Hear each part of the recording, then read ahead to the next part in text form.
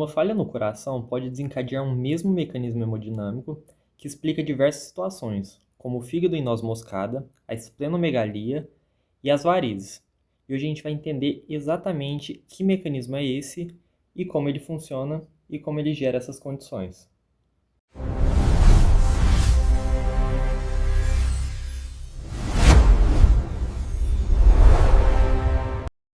Bom, pessoal, então a aula de hoje vai ser sobre hiperemia, que é um assunto extremamente importante para a patologia.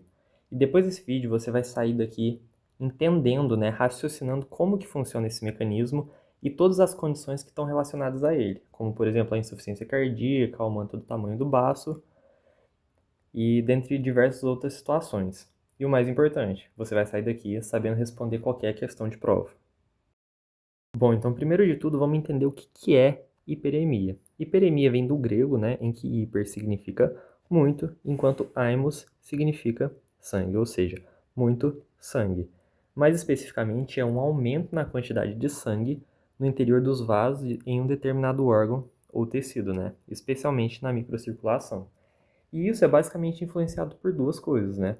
O volume sanguíneo em um determinado tecido, ele depende basicamente do aporte de sangue nesse determinado tecido, ou seja, a quantidade de sangue que está chegando lá, e também da quantidade de sangue que está saindo de lá, né? Porque, por exemplo, se a gente tem um determinado tecido em que está chegando muito sangue, mas está saindo pouco sangue, o que a gente vai ter? A gente vai ter um acúmulo de sangue, né? Porque está entrando muito, mas está saindo pouco, então a gente vai acabar acumulando.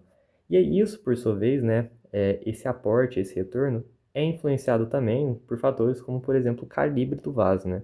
Digamos que a gente tem esse vaso que possui esse calibre aqui, ó, bem pequenininho. Digamos que nele, né, claro, um valor hipotético, chega 1 litro de sangue. Se por acaso houver uma vasodilatação, alguma coisa do tipo, vai chegar mais sangue, certo? E o contrário também acontece. Então, esses são fatores que influenciam, né, esse aporte e esse retorno. Mas tem outros, claro, como por exemplo, às vezes um trombo, alguma coisa do tipo. Bom, e nós temos dois tipos de hiperemia. Nós temos a hiperemia ativa e a hiperemia passiva, né, que também é chamada de congestão. Mas agora a gente vai falar especificamente da hiperemia ativa. A outra a gente fala mais pra frente. A hiperemia ativa nada mais é do que o aumento da quantidade de sangue que chega em determinado local. Ou seja, está relacionado com as artérias, né, com as artérias e arteríolas mais especificamente. E esse é um processo ativo que ele é causado pela vasodilatação arteriolar, ou seja, as arteríolas elas dilatam, aumentando seu lumen, permitindo com que haja um maior fluxo de sangue local, né, esse sangue oxigenado, o que leva a um aspecto avermelhado, né, que é o que a gente chama de rubor. E isso acontece em diversas situações, né? Isso pode acontecer tanto em situações fisiológicas como patológicas. Um exemplo de situação fisiológica que isso acontece é no caso da alimentação. Então vamos construir o raciocínio aqui. Quando a gente se alimenta, o fluxo sanguíneo nas nossas vísceras, né, do abdômen, né, no intestino principalmente, elas vão causar um aumento da quantidade de sangue que vai chegar, ou seja, vai ter uma hiperemia ativa. E por que isso acontece? Isso acontece justamente para que haja uma maior absorção, né? Para que a gente consiga captar mais nutrientes da alimentação, né? Já que vai ter mais sangue passando por lá. Outra situação que isso acontece é o caso de exercício físico. Quando a gente se exercita, a gente vai ter a produção de diversas substâncias vasodilatadoras, né? E algumas alterações de concentração vão causar vasodilatação. Isso é, por exemplo, aumento da quantidade de CO2, né? Diminuição da quantidade de oxigênio, que mais? Aumento da quantidade de ADP. Por que que é um aumento da quantidade de ADP? Porque a gente estava usando ATP para produzir energia. Então, se o ATP for gasto, vai ter um aumento da quantidade de ADP, correto? Além disso, vai ter o aumento da quantidade de hidrogênio, né? Porque a gente sabe que o exercício físico intenso ele leva a uma acidose e tudo isso vai contribuir para quê? Vasodilatação. Se causa vasodilatação, vai ter um aumento maior da quantidade de sangue que vai estar chegando. Consequentemente, vai causar um aspecto mais avermelhado para esse determinado tecido. E é justamente o que explica também, por exemplo, o caso de um rubor facial. Rubor facial. O rubor facial ele pode acontecer basicamente de duas formas. Ele pode acontecer de origem neurogênica, né? Neurogênica, que é quando o próprio sistema nervoso da pessoa vai causar isso, né? Por exemplo, quando a pessoa sente vergonha, como pode acontecer após um exercício físico, né? Exercício físico, certo? Entendidos até aqui? Bom, além disso, a gente tem as situações patológicas. Na situação patológica, predomina a situação em que há uma inflamação aguda. Na inflamação, a gente tem um aumento, né, a dilatação dos vasos para chegar a diversas células, né, células de defesa, mais sangue, tudo mais. E tudo isso é mediado por alguns mediadores inflamatórios que causam essa vasodilatação, certo? Além da hiperemia ativa, como eu já disse, a gente tem a hiperemia passiva, né, ou congestão. A congestão, ela, diferentemente da hiperemia ativa, ela está relacionada, na verdade, com o bloqueio da drenagem, ou seja, uma dificuldade do sangue sair de um determinado vaso. Ou seja, enquanto a hiperemia ativa está mais relacionada com as arteríolas, a congestão ela já está mais relacionada com veias e vênulas, correto? E aí, o mecanismo, né, como eu anotei aqui, é uma dificuldade no retorno venoso. Isso pode ser de forma sistêmica, né, que é causada pela insuficiência cardíaca, por exemplo, que a gente vai ver melhor, ou pode ser localizada, às vezes por uma obstrução venosa, uma trombose. Então vamos a um exemplo aqui. Vamos olhar esse desenho aqui. Digamos que aqui nessa veia, nessa vênula, né, a gente teve uma obstrução aqui, como por exemplo pode ser um trombo, né, ou às vezes uma placa de... Pode ser um trombo, né, no caso. Vamos usar esse exemplo. Como tem esse trombo, o sangue vai ter um espaço menor para passar, vai ter uma dificuldade de fluir para cá, ou seja, o sangue vai ter uma dificuldade de sair daqui e passar por esse trombo, né, já que tem uma obstrução no caminho. E como esse trombo está ali, ele vai causar diversas consequências, né? Uma dessas consequências é o que a gente chama de estase venosa. Essa estase venosa nada mais é do que a lentificação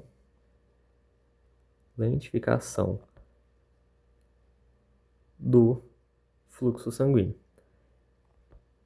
Ou seja, pode ser tanto uma diminuição da velocidade que esse fluxo passa, como pode também chegar até mesmo a bloquear totalmente a passagem do fluxo sanguíneo por essa determinada região, correto?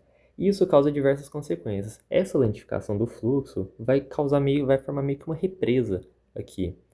E quando essa represa é formada, continua chegando sangue, certo? O sangue vai chegando, mais hemácias vão chegando, e conforme essas hemácias vão chegando, como elas estão todas concentradas aqui nessa região, uma vai meio que colidindo com a outra, digamos assim, né, para fins didáticos, e elas vão meio que se empilhando. Então note aqui, ó, a gente tem uma hemácia solta, só que elas vão batendo uma nas outras, aí vai formando como se fossem essas pilhas de hemácia. Isso é uma característica, né, negativa que leva ao aumento da viscosidade do sangue.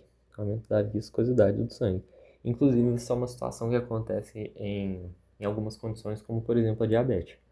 Outra coisa que acontece é a hipóxia. Porque pensa comigo, se a gente tem uma obstrução aqui nessa região, o sangue ele não vai estar passando direito. Se o sangue não está passando direito, ele não vai estar levando muito oxigênio. E se ele não está levando muito oxigênio, vai causar uma hipóxia. Ou seja, uma hipóxia causada pela baixa oxigenação,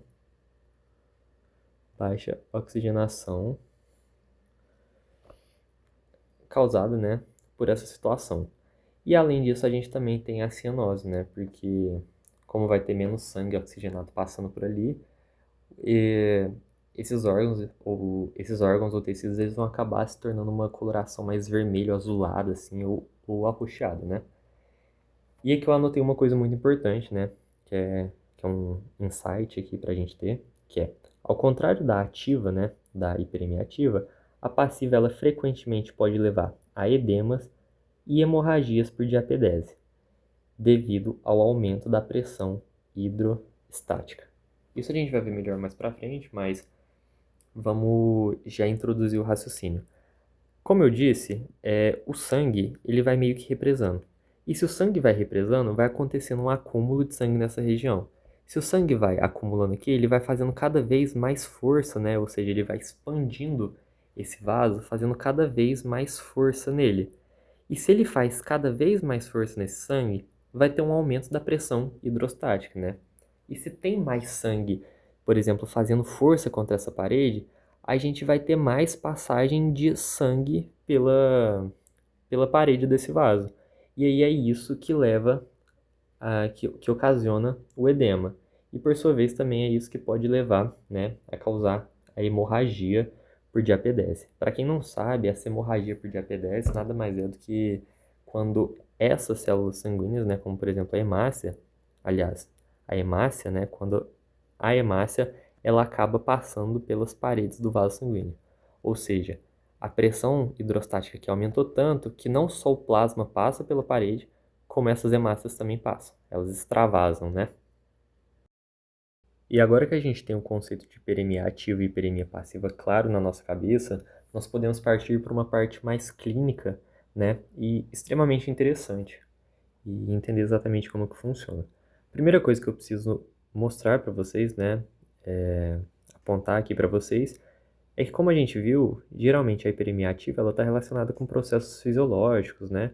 Enquanto a hiperemia passiva ela já está relacionada mais com situações que deram errado, né? Mecanismos que estão falhos ou coisas do tipo.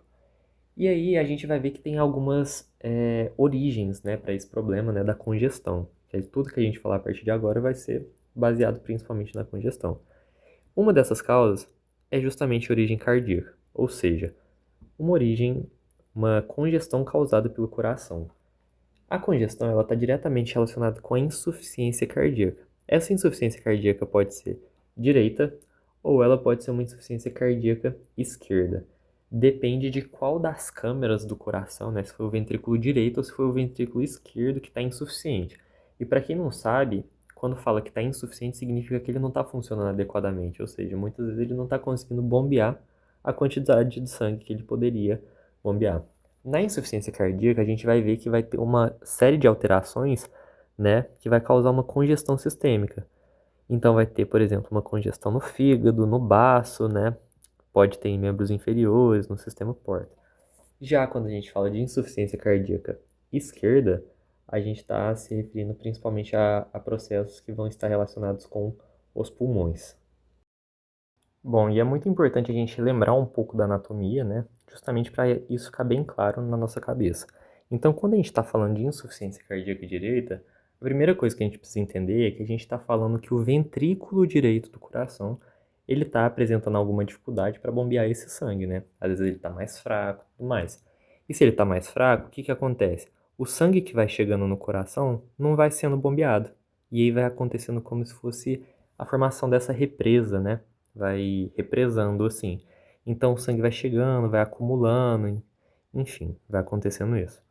Mas aí o que eu queria mostrar para vocês, quais são os órgãos que vão ser principalmente afetados por conta dessa congestão, né? A gente fala que é uma congestão sistêmica porque justamente é uma congestão que acontece, né, em órgãos que advêm, órgãos que eles levam a veia cava inferior, né? E a veia cava inferior é pertence à circulação sistêmica.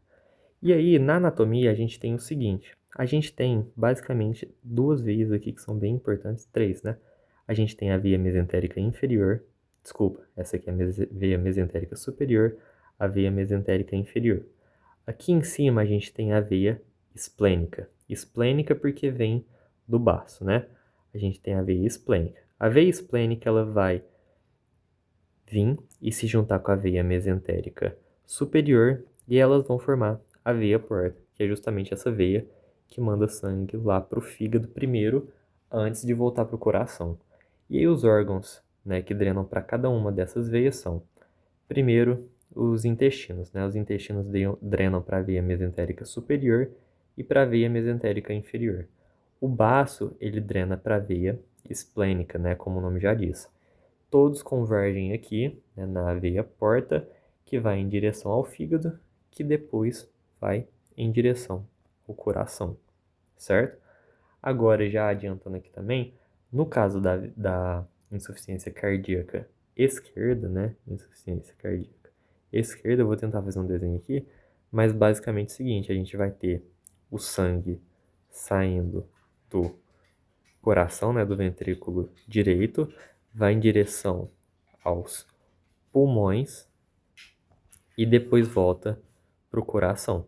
Só que se a gente aí, nesse caso, a gente tem uma insuficiência cardíaca esquerda, quem não vai estar bombeando direito vai ser quem? O ventrículo esquerdo. Se o ventrículo esquerdo não está bombeando direito, vai haver uma congestão que vai acontecer, né, principalmente, né, nessa relação do coração com o pulmão. Então, quem vai ficar congestionado, né, o lugar que vai ter essa hiperemia passiva, vai ser nos pulmões. Então, agora com essa anatomia relembrada, né, fresca na nossa cabeça, fica mais fácil de entender os efeitos dessa congestão no nosso corpo. Então, vamos falar primeiro do fígado. O fígado é um dos primeiros a ser afetado, né, pela insuficiência cardíaca direita. Relembrando, a insuficiência cardíaca direita, a gente tem uma congestão sistêmica. Ou seja, o sangue ele vai tentando chegar lá no coração, né? Só que como ele não está bombeando direito, vai tendo um acúmulo de sangue, né? Então vai tendo como se fosse um engarrafamento. O sangue vai tentando chegar, só que aí o sangue vai ficando meio parado, ele vai diminuindo a velocidade, vai tendo um acúmulo cada vez maior de sangue. Enfim, vai tendo essa congestão. E aí, no fígado, ele pode ser afetado de duas formas, né? Ele vai ter características distintas para quando ele é afetado de maneira aguda, né, de maneira súbita, ou seja, como se o coração da pessoa estivesse funcionando normalmente, aí de repente o ventrículo direito da pessoa decide parar de funcionar adequadamente e começa uma insuficiência cardíaca direita. Nesses casos, rapidamente o fígado vai ficar tumefeito. O que é ficar tumefeito? Ou seja, ele vai ficar inchado, né? E por que ele fica inchado? Porque como está tendo essa congestão, vai acumulando sangue dentro do fígado. E se o sangue vai acumulando dentro ali do fígado, né, dentro das veias do fígado, essas veias vão dilatando, vão aumentando o seu calibre. E se elas aumentam o seu calibre, elas meio que empurram o parênquima do fígado, né, o parênquima é o tecido do fígado, fazendo com que ele fique mais dilatado, ou seja, mais tumefeito. E isso, por sua vez, é bastante doloroso, tanto que faz parte do exame físico, né, em que a pessoa vai lá e palpa o fígado, aperta o fígado da pessoa para ver se ela sente dor. E além disso, o fígado acaba ficando cianótico. Por que fica cianótico? Porque como tem essa congestão, não há muito fluxo de sangue, as concentrações de oxigênio que já não eram muito altas vão diminuindo, né, já que o tecido vai utilizando, então o sangue vai ficando mais vermelho azulado para roxo, certo? E aí a gente tem nos casos que é crônico. Quando a gente tem uma insuficiência cardíaca direita que é crônica, ou seja, o coração estava funcionando, aí de repente ele diminuiu um pouquinho o funcionamento, depois mais um pouco, ou seja, ele foi diminuindo gradualmente, vai gerar uma situação que a gente analisa, né, o fígado, e ele fica em aspecto de noz moscada, certo? A gente vai ver isso melhor no próximo slide. Mas uma descrição visual, né, desse fígado em noz moscada é basicamente o seguinte: a gente vai ter no centro uma situação mais, uma coloração mais avermelhada, enquanto que nas estruturas mais adjacentes, assim, nas células adjacentes, ela vai estar mais, como posso dizer, mais pálidas, mais alaranjadas, o que vai dar esse contraste e o que a gente chama de aspecto em noz moscada. Bom, mas então agora vamos entender o porquê que acontece esse aspecto de noz moscada, né? A primeira coisa que eu preciso lembrar para vocês é um pouquinho da histologia do fígado, né? No fígado nós temos as unidades funcionais dele, que são os lóbulos, né? Esses lóbulos, eles são basicamente o seguinte: são estruturas hexagonais que têm diversos hepatócitos e no centro desses lóbulos tem uma veia centrolobular, né? Essa veia centrolobular, ela vai se unir com diversas outras veias centrolobulares e elas vão em direção, né, para drenar na veia cava inferior, que por sua vez vai para o coração. Então, a gente consegue perceber que ele tem uma região mais periférica, né, e a gente tem uma região mais central. E a gente tem uma região intermediária, né, que é entre essa região mais periférica e essa região mais central. E aí a gente acha nos livros, né, uma classificação desses lóbulos quanto as células, né, dividindo em zonas, né, de células relacionada à quantidade de oxigênio que elas recebem. Então vamos raciocinar em cima disso aqui. Nós temos três zonas.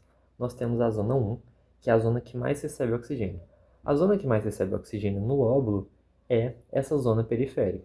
Por quê? Porque o sangue vai chegar aqui, então digamos que tenha 100 moléculas de oxigênio. Ele vai ter 100 moléculas de oxigênio para distribuir para essas células aqui, né, da zona 1. Só que conforme ele vai avançando, né, digamos que ele chegou aqui, ele deu 40 moléculas para essa zona 1, certo?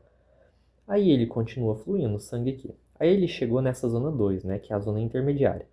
Só que como nessa zona intermediária aqui, ela vai ter bastante oxigênio, só que ela não vai ter tanto oxigênio quanto a zona 1, mas ela vai ter mais oxigênio do que a zona 3.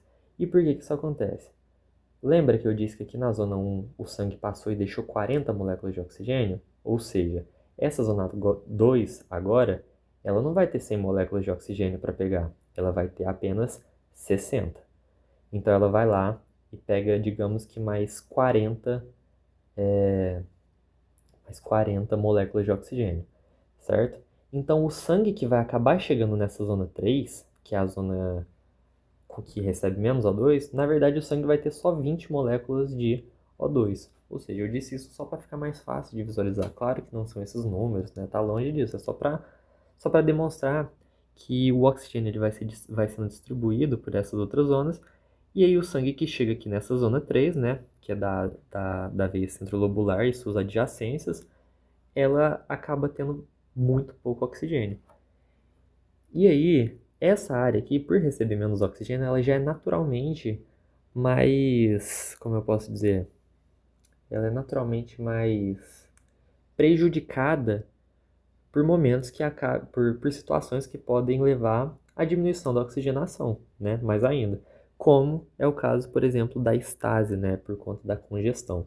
Então a gente viu que na congestão sistêmica o sangue ele não vai fluindo muito bem.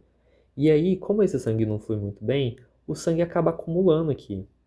E aí esse sangue aqui que já tem pouco oxigênio, ele vai ficando cada vez com menos oxigênio, né? Porque as células vão gastando esse oxigênio. E aí, como eles vão ficando cada vez com menos oxigênio, acaba que nessa região central acaba acontecendo uma isquemia, desculpa, uma necrose isquêmica. O que isso quer dizer? A morte do tecido, né, desses hepatócitos aqui dessa região, devido à diminuição da quantidade de oxigênio, certo? Bom, mas além dessa necrose isquêmica, vai acontecer uma coisa muito importante aqui no meio, que é basicamente o seguinte: a gente já explicou isso várias vezes, mas que quando tem a congestão, há um aumento da pressão capilar, né? Então vamos anotar: a congestão hepática leva a um aumento da pressão capilar. O aumento da pressão capilar vai levar à hemorragia por diapedese. Por diapedese. O que isso significa? Eu vou relembrar para vocês.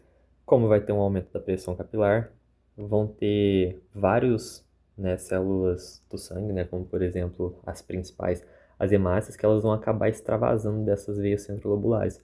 Aí elas vão se acumular aqui nessas regiões, né, aqui nas regiões ao lado, né, dessa veia centrolobular. Então vai ter como fala? Esse extravasamento.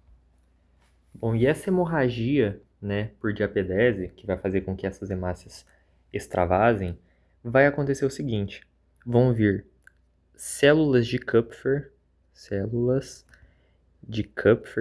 que eu lembro para vocês também aqui que são aqueles macrófagos do fígado. Elas vão fazer o quê? Elas vão degradar hemácias, né? E quando elas vão degradar essas hemácias, ou seja, elas fagocitam essas hemácias, elas vão destruir essa hemácia dentro de si. E aí vai ter um momento em que, quando elas forem destruir especificamente a hemoglobina, ela vai transformar essa hemoglobina em M, em grupamento M, né, e depois em ferro. E aí, esse ferro, ele é armazenado de duas formas dentro desses macrófagos. Como ferritina, né, que é tipo assim uma forma do ferro solúvel, e como hemosiderina, que é uma forma agregada desse ferro, entendeu? E aí, essa hemosiderina, ela tem um aspecto mais amarronzado, entendeu? Então, essa situação vai fazer com que a região central do fígado fique com um aspecto mais amarronzado, né? Essa região mais da veia centrolobular, da zona 3. Mas a região periférica, né, desse lóbulo também vai ser afetada, né? Então, a gente precisa lembrar, né, da estase, tá tendo a estase, né, como a gente está cansado de saber, vai ter um aumento da pressão capilar aqui nessa região, o sangue vai extravasar aqui para o interstício, né, dessas células aqui, né, para o líquido intersticial, e aí vai ter como se fosse um edema, né, vai ter um aumento da quantidade de líquido aqui nessas células. Só que aí, a gente tem aquelas regiões, né, a zona 3, a zona 2 e a zona 1. Apesar da zona 1 ainda ter mais oxigênio do que a zona 3, todas essas zonas elas estão com pouco oxigênio, né? Inclusive a zona 1.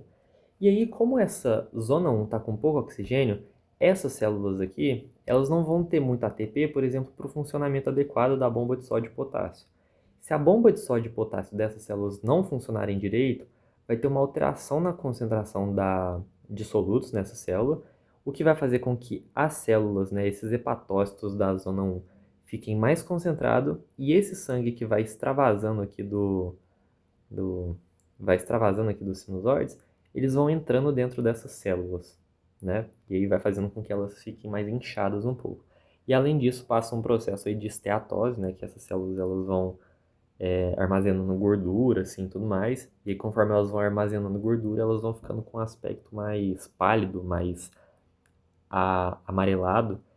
E aí, a junção dessas coisas que formam o fígado com aspecto de noz moscada. Ou seja, a gente tem esse centro, essa região central mais amarronzada devido a essa situação aqui que a gente viu no centro do lóbulo.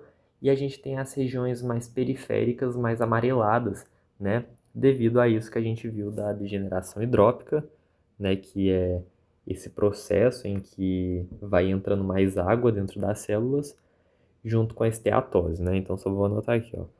Aqui na periferia vai acontecer degeneração hidrópica mais esteatose. Ainda falando sobre o baço, só dando um pouco mais de contexto, essa situação que eu disse em que chegam essas células, elas vão envelhecendo aí e tudo mais, elas são destruídas pelos macrófagos. E conforme vai aumentando essa quantidade de células velhas, né, elas vão envelhecendo, vai tendo um aumento do número de macrófagos nesses cordões esplênicos. Esses cordões esplênicos são essas tiras de células dessas tiras de células do baço. E aí esses macrófagos vão aumentando justamente para irem fagocitando e retirando essas células velhas. Esse é um processo chamado hemocaterese, certo? Além disso, no baço vai acontecer a formação desses nódulos de Gandhi-Gamna. Esses nódulos eles são basicamente cicatrizes de algumas hemorragias que tiveram e como a pressão dentro do baço é muito alta, pequenos vasos, né, sanguíneos acabam estourando lá, né, formando como se fossem microhemorragias, sabe? E aí o corpo ele tenta consertar isso criando tipo uma fibrose, uma cicatriz, sabe? Então tipo assim, teve essa hemorragia, aí o corpo vai tentar meio que formar uma cicatriz para tentar, né, recuperar. E aí, com o tempo, essa cicatriz ela vai acumulando alguns íons, como por exemplo o ferro e o cálcio, né? E conforme eles vão acumulando esse ferro e cálcio, vai formando esse nódulo de Gandhi-Gamma, que nada mais é do que um tecido fibroso duro e enferrujado, né? De ferro e calcificado. E eles são a prova visual de que, tipo assim, de que aquele baço ele está sofrendo com a pressão alta há muito tempo, ou seja, é um processo, como eu posso dizer? Que houve uma cronicidade, né? Que o baço já está há bastante tempo sofrendo dessa situação. E agora, como está tudo congestionado, né? Nessa região aí da veia esplênica, das veias mesentéricas, da veia porta e tudo mais, o sangue ele vai tentar achar tipo uma via alternativa, uma rua alternativa para continuar circulando, né? E aí ele vai fazer isso por meio, né, das vias usando anastomoses portosistêmicas. Essas anastomoses portosistêmicas são algumas aí. bem importantes, né? Só que, o que acontece? Essas manifestações, isso acaba gerando manifestações clínicas, né? Por quê? Porque tem muito sangue represado ali, tem muito sangue congestionado. Aí essa grande quantidade de sangue tenta ir para outro lugar e eles acabam passando por veias menores, né? Como por exemplo as veias mesentéricas, desculpa, as veias, como que fala? As veias epigástricas e tudo mais. Isso faz com que haja a dilatação, né? Porque é muito sangue para uma veia de pequeno calibre. Então isso vai meio que gerando varizes, né? Vai gerando essas dilatações dessas veias. E isso é, por exemplo, o caso da cabeça de Medusa. A cabeça de Medusa, ele é uma dilatação venosa aqui na região periumbilical, ou seja, nessa região aqui das veias superficiais ao redor do umbigo. Além disso, a gente tem a dilatação, por exemplo, um outro caminho que esse sangue tenta percorrer é por meio dos plexos hemorroidários, né? E aí isso acaba gerando hemorroida, né? A dilatação daquela veia. Além disso, também tem as varizes esofágicas, né? Que acontece a dilatação nos plexos esofágicos. E além disso, o, essa congestão sistêmica, né? Como ela acaba causando bastante edema, acaba atrapalhando a mucosa intestinal e isso pode levar até lesões isquêmicas e atrapalhar a absorção do intestino. E tudo isso que a gente viu, a gente estava se referindo a processos relacionados com a insuficiência cardíaca direita. Mas agora a gente vai falar um pouco sobre o pulmão, que está relacionado com a insuficiência cardíaca esquerda, certo? Então a gente vai ter primeiro a falência do ventrículo esquerdo, aí o sangue vai então represar no átrio esquerdo. Aí, se o sangue represa no átrio esquerdo, o sangue não consegue sair do pulmão e chegar até o coração. Então, acaba causando uma hipertensão nas veias pulmonares. Só que essa hipertensão, ela não é a mesma que a gente pensa de, tipo assim, de medir a pressão no braço. Essa hipertensão, ela significa que tem, tipo assim, é como se tivesse uma barreira, ou seja, tivesse uma pressão ali que está impedindo com que o sangue saísse do pulmão e fosse em direção ao coração. E aí, na patologia, né, o que isso vai acabar gerando é o seguinte: como vai ter uma congestão pulmonar, ou seja, vai ter um aumento da quantidade de sangue no pulmão, as veias lá vão dilatar, o pulmão vai acabar aumentando de tamanho, e aí, conforme ele vai aumentando de tamanho, vai tendo essa dilatação, vai ter um aumento da pressão hidrostática capilar, né? Isso a gente está cansado de saber. E aí, como teve um aumento da pressão hidrostática capilar, isso vai levar, por sua vez, ao edema pulmonar. E aí, esse edema pulmonar, né, ele vai acontecer por conta que a pressão capilar vai meio que jogar esse, esse plasma, né, para dentro dos alvéolos. E além disso, vai acontecer também o que a gente está cansado de saber, que é a hemorragia por diapedese, ou seja, hemácias, elas vão acabar extravasando para os alvéolos, né? Elas vão extravasar para dentro dos alvéolos. E aí isso vai fazer com que os pulmões, né, olhando de uma maneira mais macroscópica, os pulmões eles fiquem mais pesados, né, encharcados e avermelhados justamente devido a esses extravasamentos, né, devido à hemorragia por diapedese e também pelo edema pulmonar. Inclusive o edema pulmonar ele causa dificuldade da pessoa de respirar, né, acaba atrapalhando a pessoa, né, na dinâmica respiratória. E aí, o que que acontece? Quando a gente tem, né, toda essa situação, a gente vai acabar formando, né, o que a gente chama, gerando, né, as células da insuficiência cardíaca.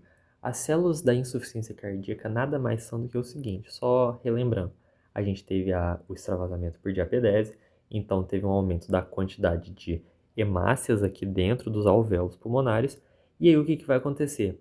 Existem os macrófagos alveolares. Os macrófagos alveolares, eles são tipo aqueles macrófagos do baço que a gente viu, que ficam no tecido. O que que eles vão fazer? Eles vão pegar essas hemácias e vão fagocitar elas. E assim que eles fagocitam as hemácias, eles vão digerir ela, né, claro, vai quebrar a hemoglobina, vai quebrar essa hemoglobina formando o grupo M, e depois quebra o grupo M e forma o ferro, e aí esse ferro, uma das formas de armazenar ele é na forma de hemosiderina. E a hemosiderina são essas, tem esse aspecto mais amarronzado. Então, tem esse aspecto mais amarronzado. Então, essas células da insuficiência cardíaca são esses macrófagos que apresentam hemosiderina, porque eles têm uma indicação clara de que está tendo uma insuficiência cardíaca. Além disso, né, quando tem essa cronicidade, ocorre essa fibrose intersticial. Essa fibrose intersticial, igual eu disse, é uma maneira do corpo se proteger dessa distensão excessiva. Bom, e a respeito dos membros inferiores, ele também passa por esse processo de congestão. E essa congestão ela pode acontecer basicamente de duas formas, né? Pode ser uma congestão local, né? Ou seja, aconteceu especificamente ali na região dos membros inferiores, como por exemplo, no caso de uma falha da bomba venosa, né? Que no caso é a panturrilha, que às vezes não está conseguindo bombear, como pode ser também por conta de uma insuficiência valvar, né? Dessas veias, que por exemplo, o sangue, teoricamente, ele quer subir. Só que quando o sangue sobe, as veias seguram, as válvulas venosas, elas seguram para que esse sangue não consiga voltar. Só que aí, às vezes, por algum motivo, essas válvulas podem não estar funcionando e aí permite que o sangue volte. Isso daí é uma insuficiência venosa, por exemplo. E aí, essa insuficiência venosa, ela vai causar uma congestão, né? Tanto essa insuficiência venosa quanto essa falha da bomba venosa. E aí, vai causar uma congestão, ou seja, um acúmulo de sangue aqui nessa região. E aí, como tem um acúmulo de sangue, vai ter um aumento da pressão hidrostática, vai ter um aumento, uma formação de edema, e além da formação de edema, vai ter o extravasamento de hemácias, naquele processo de hemorragia por diapedese. Isso aqui a gente está cansado de saber. E aí, essa situação, né, de congestão dos membros inferiores, ele tem mais uma última coisinha aqui que eu queria mostrar para vocês que ele pode causar, que é, como está tendo uma congestão, essa situação de dilatação venosa, mais lentidão do fluxo, né, distase, mais lesão endotelial, favorece a formação de quê? Formação de trombos, né? E esses trombos que ficam aqui presos nessas veias, eventualmente eles podem se soltar. E de alguma forma, se eles se soltarem, conseguirem subir até lá no coração, eles entram no coração, entram no átrio direito, vão para o ventrículo direito, depois vão para os pulmões. Quando ele chega no pulmão, ele pode acabar levando a uma obstrução de alguma artéria pulmonar. E aí, essa é a consequência, né? Ou seja, essa trombose causada por essa congestão venosa dos membros inferiores pode levar a uma tromboembolia pulmonar, TEP, né? Ou seja, o trombo se desprende, ele viaja até o coração direito e oclui a artéria pulmonar. Então, só um resuminho aqui para finalizar. A hiperemia ativa, a causa dela é uma vasodilatação arterial que leva a um aumento do aporte, né? Ou seja, a quantidade de sangue que chega, enquanto a hiperemia passiva é o oposto, ela tem uma obstrução venosa. Uma obstrução venosa ou qualquer coisa que leva à dificuldade de ocorrer a drenagem do sangue, certo? A cor da hiperemia ativa ela é mais vermelho vivo, né? Que é o que causa o rubor, os eritemas que a gente fala também, né? Enquanto a da congestão, a cor é um vermelho azulado, que é a da cianose. Temperatura, no caso da hiperemia ativa, é aumentada e a temperatura na hiperemia passiva é normal ou diminuída. Um exemplo aqui da hiperemia ativa são os exercícios físicos, inflamação inicial, aquela situação de vergonha, alimentação, enquanto na hiperemia passiva é como, por exemplo, a insuficiência cardíaca, trombose venosa profunda, além de varizes.